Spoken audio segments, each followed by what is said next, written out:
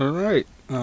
So one of the early The Adventures of Thomas movie scripts was I guess just put out there. If you don't know, there's a video out put out there by Derek Smith that, of course, just explained everything about The Adventures of Thomas and how that it was almost out, and then he got one of the script writers or someone who worked behind the movie, and then that person just lent one of the early scripts, and that's in this video. And well, everything after that kind of just made me rethink this movie. Now, originally, before the script, all we know of the movie is there's a son, there's a father, there's a war, the World War II is happening. They're in Great Britain, and the Blitz are happening over London, and they evacuated, and the father the son just got on the train and went to Sodor to escape from the war. And that's all we knew. They met Thomas and the steam team, and yeah, that's all we knew. This script, yeah, it's something else. So, okay. So, all that happened, right? Yeah, he's going to the Sodor to leave the war. But before that, Johnny found the son here, found some drawings by his father of engines with faces.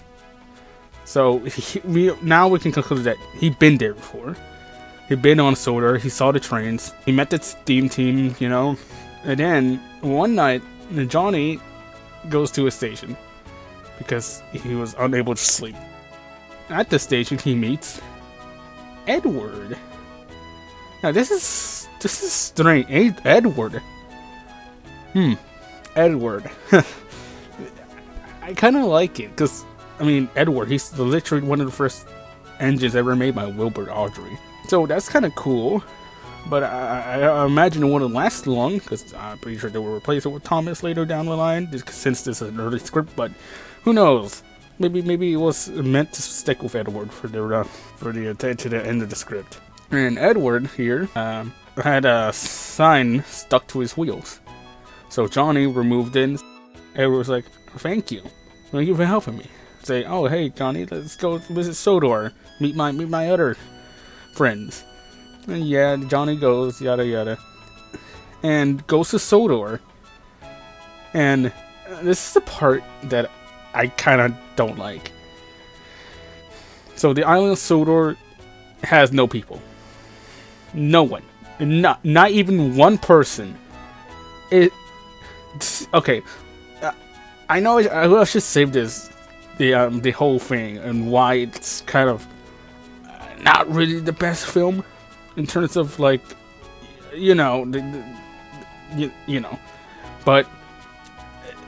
this is not this no. First of all, what will Sodor look like without any people? Because remember, a lot of the set pieces have houses, stations. What? If there's no people, then what's the whole point? Anyways, they go to different shed. Johnny meets James, Percy, Emily, along with new characters. Squeak. He's kind of like one of those pump trolleys, which is kind of interesting. We only seen one pump trolley in the entirety of Sodor, but okay, Squeak, since a pump trolley, that's interesting. I kind of want to see what he would look like. And Puffing Billy, which okay, I guess Puffing Billy, one of the old engines, kind of like Steven Rocket, I guess. It's a crazy design, lots of pipes. Yeah, okay. To keep searching, and in the corner of the sheds, Johnny finds Thomas, who is sitting disused. His coat unlit because he wasn't useful. Kind of weird.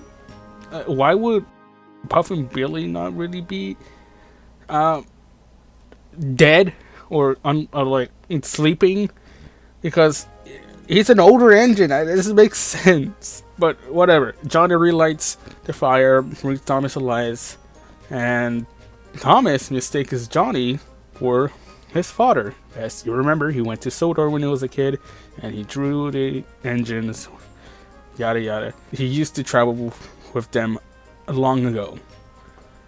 Throughout the film, Johnny journeys back and forth between Sodor and his new home. He told his father about his adventures. However, he does not believe him. He forgotten Sodor somehow. If I ever went to Sodor when I was like 4 years old, I'm pretty sure I would have remembered that to the end of fucking my life. I would be on my deathbed and be like, I miss those days. I was 4 years old and I went to Sodor and met Thomas the Tank Engine. What? Okay, and then it kind of spoils it until he reunites with Thomas at the end of the movie. Okay, so now we know the end of the movie. A spoiler. Not like it mattered anyway, because this never came out. But this is a part which I kind of don't like. This is the part where the whole entire film just falls apart for me. I mean, I would have still loved to see it, but this next part, you'll see. In a big, grimy industrial city on the other side of Sodor, a gang of diesels, led by Smoke, plots to take over the island and smelt all the steam engines. The diesel began their ambush by derailing the steam engines and shutting down coal plants, typical diesel stuff. With the steam engine able to stop them, it's up to Thomas and Johnny to stop them, take over. Okay, cool. And what about the other guys? Oh, don't worry. Here we go. So then they traveled other parts of the island, meeting new characters. These include Bertha, a snowplow or snow machine engine, similar to Dustin and Marshall, which if you see, they're like promotional characters. No, Marshall's she's a storybook character. Dustin is the one that's the merchandise character. So that would have been interesting. We would have had one of those snowplow characters in this long ago before those two existed. Wow, that's kind of interesting. Okay, so that's kind of interesting. And they found 4 military boats, 2 of which are husband and wife. I guess cool. I guess I just don't know. I guess, and the other 2 I don't know if I can know. I guess just regular military boats with just no wife or husband. But that's kind of interesting because now that kind of brings in the whole relationship to Thomas and friends, which I don't care. The only one that worked is Toby and fucking Henrietta. That's the only relationship I care about. And 3 French minecarts. Why do they have to be French? I don't know.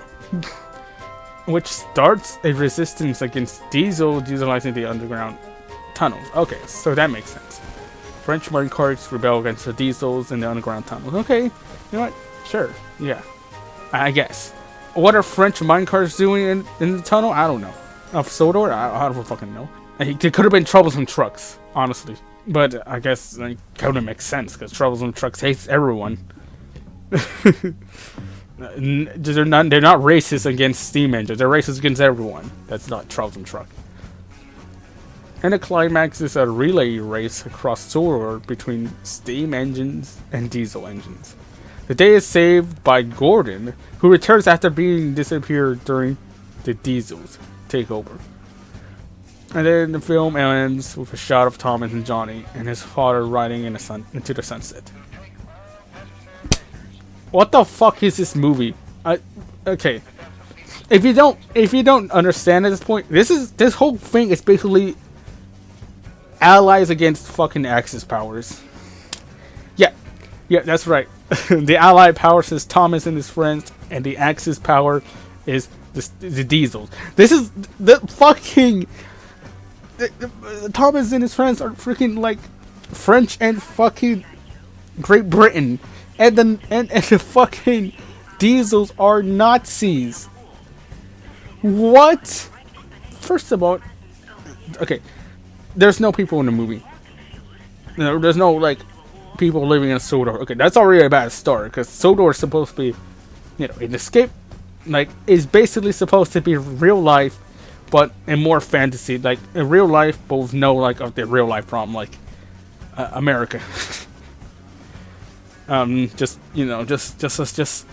a railroad operated with no problems. Just yeah, with people in them. Okay, the people is realistic. Got to be there because that's how the trains operate. Because Thomas is fucking dead.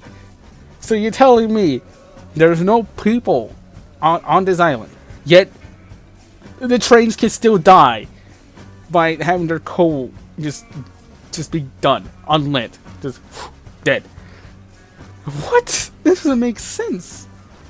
And then we got, okay, and then I haven't mentioned this, but the faces were going to be like mechanical faces morph into their smoke box or grills in like the diesel terms. Apparently, this is made to appeal to teen and adult audience. I no. Something similar to like the Transformers, maybe. No. The whole reason why Transformers works is because they're alien. They're basically aliens, extraterrestrial. They're from another planet. But in fucking Thomas and the Choo Choo Train, it's fucking like basically a part of real life. But I guess if I would if they have an image of Thomas in his face in these renders, maybe. Okay, maybe I wouldn't judge too much. Okay, maybe. But what the fuck are Diesels doing at this timeline? Okay, first of all, this is still World War II we're talking about. Diesels didn't become a thing up until later down the line, right up to World War II ended. But even then, there's still they expanded in the 60s and 70s and 50s. I mean, yes, there were diesel engines, before World War II, but there was like small quantities, and they're not the big diesel engines. What the fuck? Yeah, that doesn't make sense. Of course, it's still early script, one of the early scripts, but even then, it'll probably still be in the final film. There's a video out there, made by Train Boy. I mentioned him in the first Thomas video I did, not the first Thomas essay video. He would basically touched upon. He basically said if the movie is basically Thomas versus the Diesels and a World War II setting, it's just garbage. And I was like, okay, yeah. If it was like that, yeah, it would be ass. It wouldn't make sense for historic people, people who liked World War II. It was like, the fuck is this movie? This movie is like a drug trip. And then he said that, and then of course it was still before the whole script got revealed. Well, one of the early scripts. And I don't know. And plus we're forgetting that in Thomas Friends, there's still good diesel. We got Boko, Salty, Daisy. I mean, Daisy was a little bit of a nuisance, but she got there eventually. Mavis, Derek, Rusty. I'm forgetting someone. Am I forgetting someone? Maybe I am. Well, who cares? Yeah, it's just I don't know. It just feels so. I don't know. I would love to see it. Honestly, it'll be like the Magic Railroad. It's dog shit, but I would love to see it. But let's make a Magic Railroad look like a fucking masterpiece compared to this. This is the thing that Audrey didn't want. War with Thomas and Friends. This is something that Audrey never wanted to do with Thomas and Friends. There's a reason why he barely touched upon wars in Thomas and Friends. The war is one of the reasons why Thomas and Friends is here.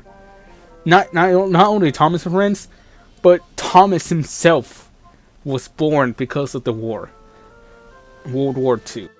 I'm pretty sure Audrey would end all. He would literally come from the grave and destroy everyone. Just kill everyone for involving Thomas in a war against Diesels. I mean, sure, maybe okay, yeah, I guess Audrey didn't like Diesel, so I guess he would have be as much of a hater, but yeah, I mean, he fucking made Boko, he made Mavis, he made Daisy. I mean, come on, he doesn't hate Diesels that much.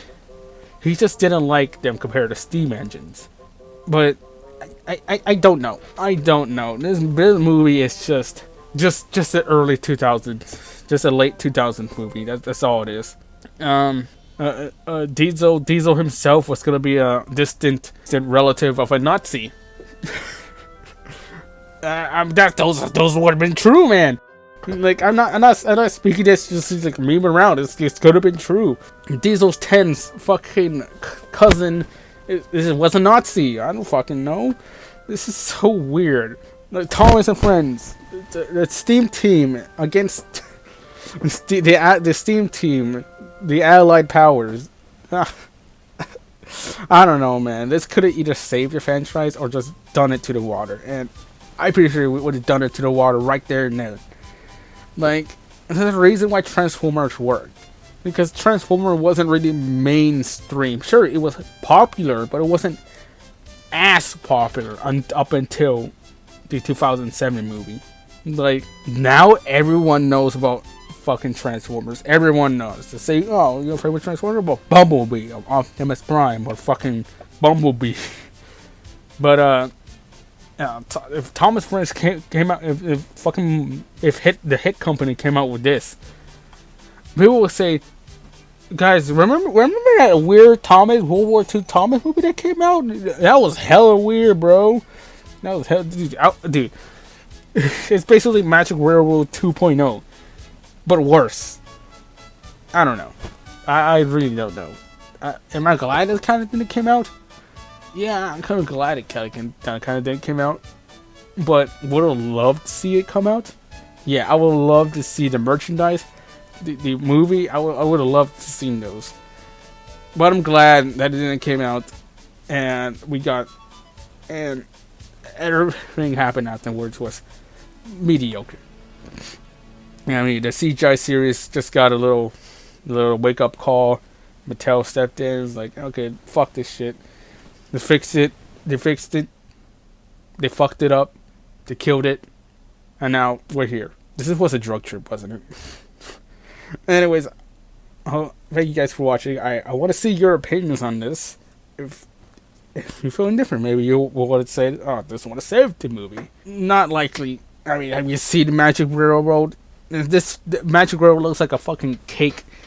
Looks like a fucking masterpiece compared to this. So, I don't know. Anyways, yeah. That's it. That's all.